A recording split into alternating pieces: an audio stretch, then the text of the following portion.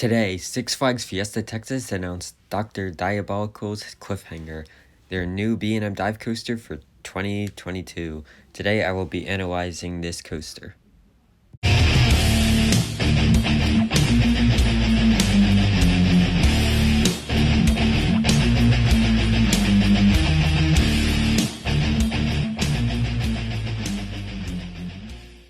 So Dr. Diabolical's Cliffhanger is actually the world's steepest B&M dive coaster, and from what I'm pretty sure, the world's steepest B&M as well. This ride has a top height of 160 feet, which is not very tall. I would expect it to be a lot taller since it's a dive coaster, but I guess it's a decent height.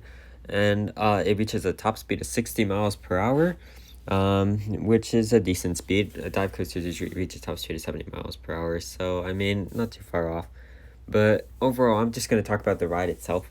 The ride itself actually does look okay. It doesn't look that great, honestly, and I'll explain why.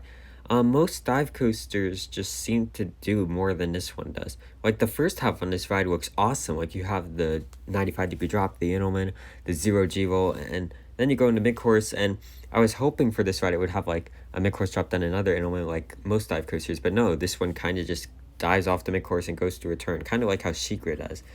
And then it goes through a airtime hill, which in the animation, it looks like it goes over pretty fast, but who knows how it will in real life when it opens. Then there's a helix into the brake run, which I'm hoping is pretty forceful. It looks like it's kind of tight, so it should pull some decent forces. But overall, this ride was kind of just a little bit of a disappointment. I was expecting something bigger from Fiesta, Texas, since they've been teasing this ride so long. And I mean, as soon as they announced the name, like Dr. Diabolical's Cliffhanger in the announcement, since I was watching the announcement live stream, I knew it was going to be a B&M dive, so I was hoping, oh, we'll interact with the quarry wall and all that, but no, it's kind of just in the middle of the park. This ride is right next to Roadrunner Express and right near Iron as well, so kind of right around there. This ride looks very compact too, which is pretty cool.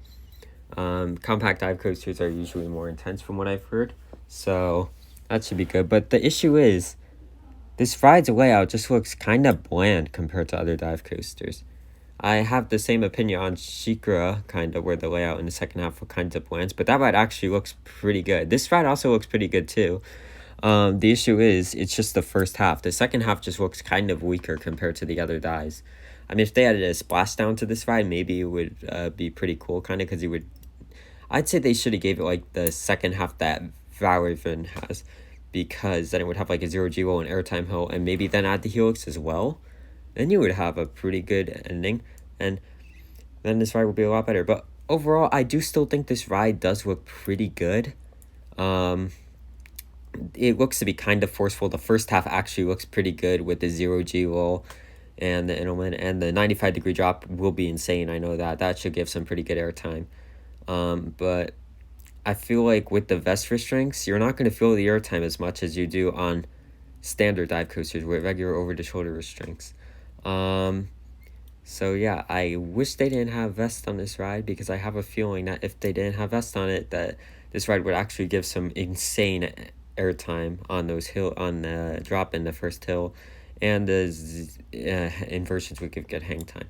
I've heard that Valorvin doesn't give that much forces due to its vest restraints, and I'm really hoping that's not the same with this one, because this ride looks to have a lot of potential, and I still think it looks like a really fun ride.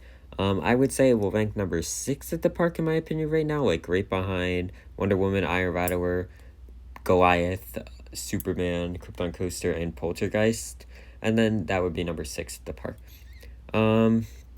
But yeah, overall, I don't think this ride lived up to the hype that the announcement was making it out to be. A lot of people thought it was going to be something different, like something bigger. This still looks like overall a pretty good ride. It looks to have some fun inversions, probably some decent forces, maybe a good airtime moment or two.